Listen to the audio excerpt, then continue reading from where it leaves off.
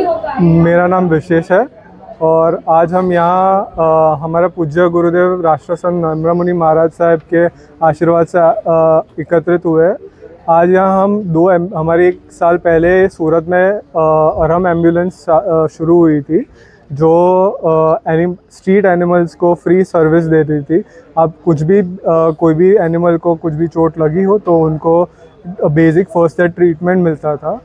इसलिए आज हम गुरुदेव की कृपा से सूरत में दूसरी एम्बुलेंस स्टार्ट कर रहे हैं वराछा कतारगाम एरियाज़ के लिए और हम चाहेंगे कि और ज़्यादा लोग हमसे जुड़े, ये नंबर्स पे कांटेक्ट करें और आपको कहीं पे भी स्ट्रीट पे एनिमल्स दिखे तो आप ये नंबर पे कांटेक्ट करें तो हमारी एम्बुलेंस आके उनकी सेवा कर सके। जय जिनेंद्र, जय गुरुदेव। हम यहाँ एकत्रित हुए हैं राष्ट्रसंत परम पूज्य गुरुदेव नम्रमुनि साहब के आशीर्वाद से। हमारी एक एम्बुलेंस 1 साल से यहाँ पे चल रही है जो एनिमल सेवा के लिए फ्री सेवा दे रही है।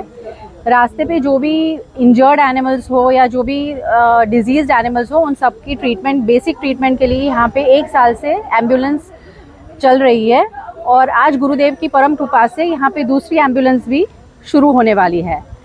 तो हम आपसे आग्रह करते हैं कि आप ये नंबर्स नोट कर लीजिए और हमारी टीम के साथ जुड़िए और हमारे मिशन को और सक्सेसफुल कीजिए। जय जिनेंद्र। लोगों को क्या मैसेज देना चाहिए?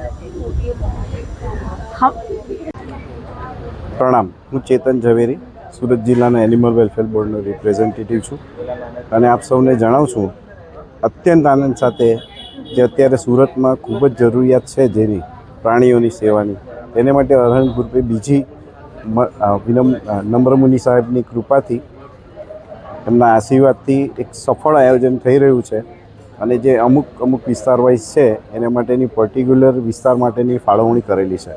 આ કાર્ય એટલું ઉત્તમ છે અને એ લોકો પહેલાં જૂના ઘણા વખતથી કરતા આવ્યા છે, થોડો અનુભવ બી છે। 2017-18થી એ લોકોને હું જાણું છું, પ્રથમ ફીડરથી શરૂ કરેલું વેચવાનું અને આ ગ્રુપ એકદમ ઉત્સાહપૂર્વક અને દરેક કાર્યકર્તા પોતાના ખંતપૂર્વક એ લોકોના એલાય અને એની સાથે કાર્ય કરે છે। આધુનિક શ્રેણી અપનાવેલી છે અને ફર્સ્ટ એડ આપવાની એ લોકોની પ્રારંભિક શરૂઆત છે પણ ખૂબ જ શરૂઆત સારી છે અને એ લોકો ધીરે ધીરે ખૂબ જ વિસ્તરવાના છે। શેલ્ટર ચાલુ કરવાના છે, ક્લિનિક ચાલુ કરે છે, હોસ્પિટલ ચાલુ કરવાનું પ્લાનિંગ છે। જેમ જેમ અનુભવના આધારે એ લોકો આગળ વધવા માગે છે એ લોકોને ખૂબ શુભેચ્છા। હા, સુરતવાળાને તો છે ને અત્યારે સુરતમાં કોરોના પછી ઘણા લોકોની માનસિકતા બહુ બગડી ગઈ છે પ્રાણીઓ માટે અને એના માટે બનવાજોગ છે કે કદાચ પ્રાણીઓને લીધે ઉત્પન્ન થતા જે બનાવો છે કે કંઈક એ લોકોની તકલીફો, બેવજનને તકલીફ પડે છે, એમાં એક ઘણું બધું સારું કાર્ય છે। પ્રાણીઓને જો શાંત રહેશે તો મનુષ્યને પણ શાંતિ છે, એટલે આ બેના સમન્વય માટે એક ઉત્તમ કાર્ય કરવામાં આવે છે। એટલે આમ જોવા જઈએ તો જીવદયાનું સંપૂર્ણ કૃત્ય એક બહુ સરસ કાર્ય છે।